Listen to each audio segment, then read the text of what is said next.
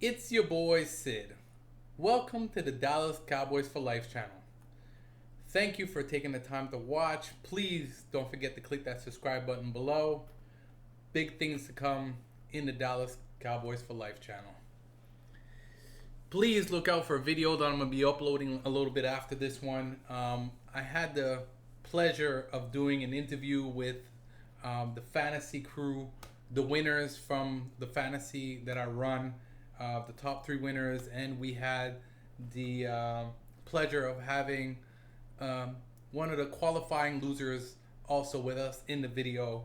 So please check that out. That'll be uploaded shortly after this video. So let's talk about this game that we just ended up having against Washington. Dallas Cowboys came up, beat Washington 47-16. That's not a big, that's not a big win for me or for us, Cowboys Nation. Washington Redskins went to this game with 3 wins, 12 losses. So beating them is not a big woo for me. Dak Prescott obviously came out, did his thing, even though he had an injured shoulder. Had a lot of drive today. I saw him even do one play when he was running down the field, 20 some odd yards, stiff armed this. Dak Prescott has a lot of heart. This guy is a warrior, I believe, and he showed that he wants to win. He just wants to win. And it's not his fault that a lot of the guys on a receiving core or running backs or offensive line are not consistent. He has a job to do, and I believe that he proved that he's going to be an elite quarterback. Not there yet, but I believe he will be an elite quarterback. Today he had 33 attempts, 23 completions, 4 touchdowns, 303 yards. He had a good game. I believe a lot of players had a good game, but guys, just keep in mind we didn't play against a strong team. Ezekiel Elliott, 18 carries, 122 yards, 1 touchdown. I believe he also had a receiving touchdown. So Zeke had 2 touchdowns today. Amari Cooper stepped it up also. 4 receptions, 92 yards. He was targeted 5 times, I believe. Listen, Amari Cooper, I like what I saw from him today. I didn't like what I saw from him last week. And today we had a free play. I believe Washington went offside, gave us a free play. And Dak threw the ball to Amari Cooper, double coverage. And Amari Cooper, he went up, and got that ball. 2 hands. Not one like he did last week. He went up with 2 hands, had an amazing catch, amazing overall. And that's what I want to see from Amari. And that's the Amari Cooper that I'm used to. Cobb had a few receptions today too. But going back to Amari Cooper, I wish that this guy would just be consistent.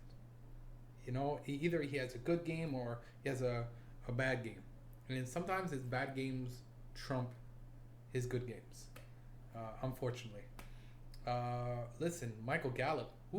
Michael Gallup was 3 touchdowns, 5 receptions, 98 yards. He was targeted 7 times. And he's another one. I wish this guy would just be consistent. That's all I'm asking. I just want consistency from these guys. And I think that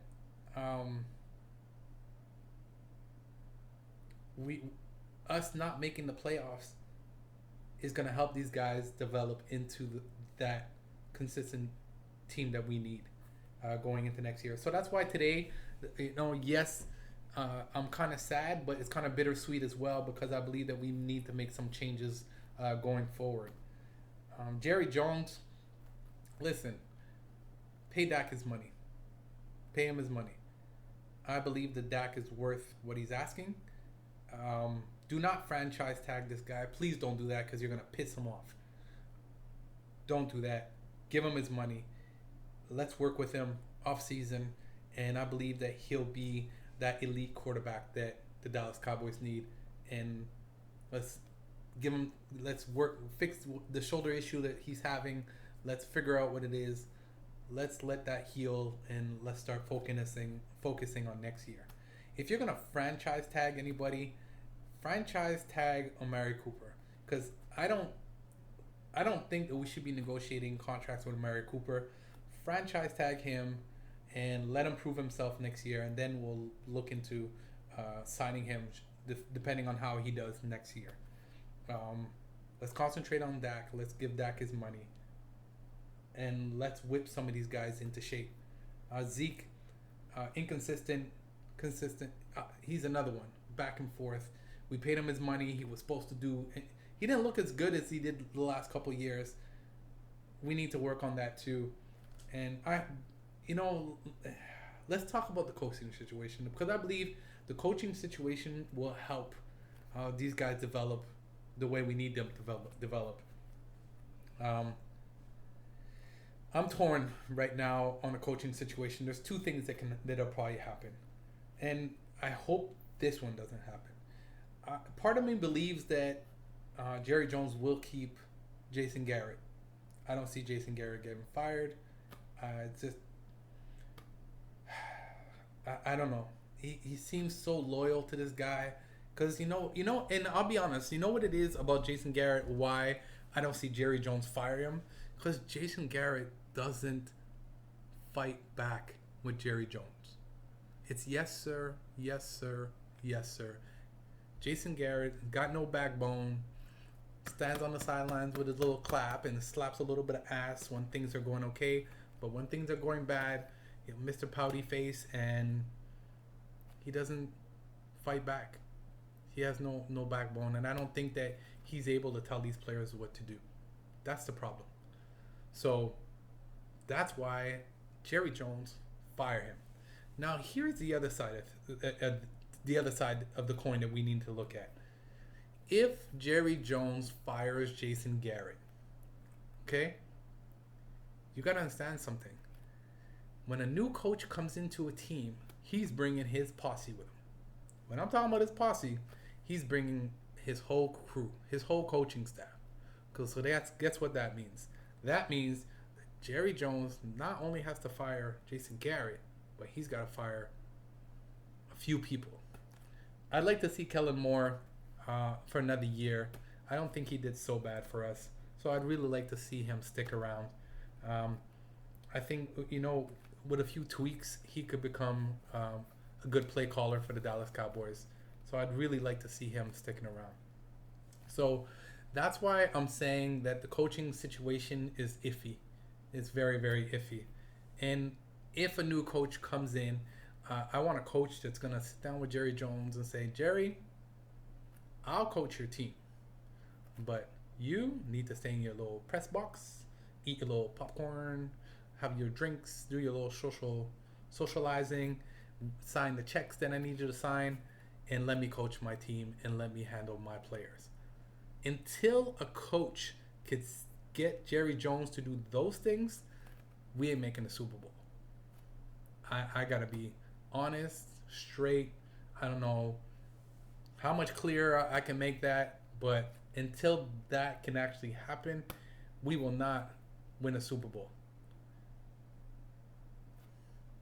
That's the bottom side of this. So we'll see. We'll see what's gonna happen. Jason Garrett's contract expires in 2 days, I believe. Dak's rookie contract expires. Listen, let's just do the right thing, Jerry. Jerry, listen to me. Do the right thing. Fire Jason Garrett. Sign Dak. Franchise tag Amari Cooper. Jason Witten, let him retire. I think I saw Jason Witten shaking some hands there on the sidelines. It's time that he steps down. He had his little midlife crisis, I call it, why he wanted to come back and continue playing football. He tried. He had some good plays. He had that one-handed amazing catch that he had for that touchdown a couple of weeks ago. But I think it's time to move forward. Sean Lee, I believe he has another year in him. I liked what I saw from him this year. He didn't have much injuries going into the season. Um, I hope Sean Lee sticks around.